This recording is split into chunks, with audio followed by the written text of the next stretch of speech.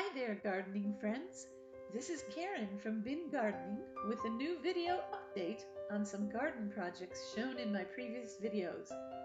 It has been quite a while since my last video as our family has transitioned from being homeschoolers to empty nesters, and I'm now enjoying the extra time to do more gardening. In this video, I'll discuss how the storage bins my husband and I converted to self-watering containers 7 years ago have held up through the hot Georgia summers and occasionally freezing winter temperatures, and which crops did the best in these self-watering containers. I will also answer some viewer questions about our Hugelkultur bed and wood chip garden. So let's get started. 7 years ago, we made 13 self-watering bins out of 18-gallon Sterilite storage bins. Please see the link below to the video on how we made them. The bins were already a couple of years old and had previously been used for packing, moving, and storage. I thought they might last about 4 years outside our growing zone, which is 7B. But we are on our 7th and likely last year using these containers as they're showing signs of major wear and tear. One bin became brittle and cracked in the bottom corner, leaking out all the water in the reservoir, then fell apart as I tried to move it. So we're currently down to 12 bins. I have to say I am happy with the $5 investment I made per bin. I purchased them from Walmart in 2010. It is now 2019, and the price has not dramatically increased since then. I feel like the bins have more than paid for themselves based on the amount of food we have harvested from them over the years.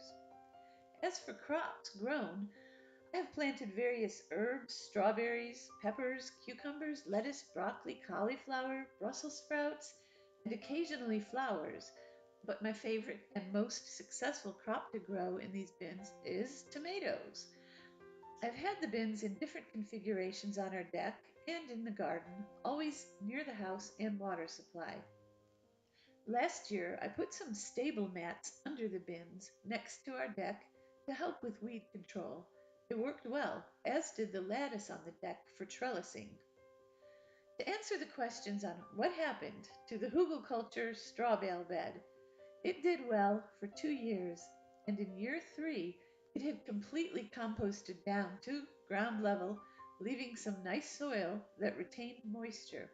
It was great for growing everything, including the various grasses in our pasture and yard that appreciated this nutrient-rich patch of ground. We let nature take its course, and it has gone back to being pasture and yard. We enjoyed the experiment and we were ready to move on to the next project, wood chip gardening. The video link for that is below. We wanted to try this method for sprawling plants such as melons, squash, and cucumbers. We did get some good crops for a couple of years before the pile composted down. We had another truckload of wood chips delivered, and it probably has one more year before it too will completely decompose.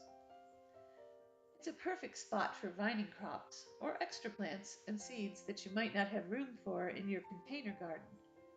In the spring, I'm always grateful to have the self-watering bins. The winter cleanup is so easy. You just scoop out whatever has fallen into the bin, unless you have leaves or leaf mold, which I mix into the soil. Then add a little organic fertilizer or compost, and perhaps a scoop or two of potting soil as needed. Sometimes when you pull out dead plants at the end of a season, some soil is lost in the root ball and needs to be replaced in the bin. Here we have some bins planted with herbs next to a cucumber patch growing alongside bee balm. All plants here seem to appreciate a bit of afternoon shade in this climate, so I consider them good companion plants. Please stay tuned for more bin gardening videos as the growing season continues. And if you enjoy these videos, please hit like and subscribe. Until next time, many blessings on your gardens.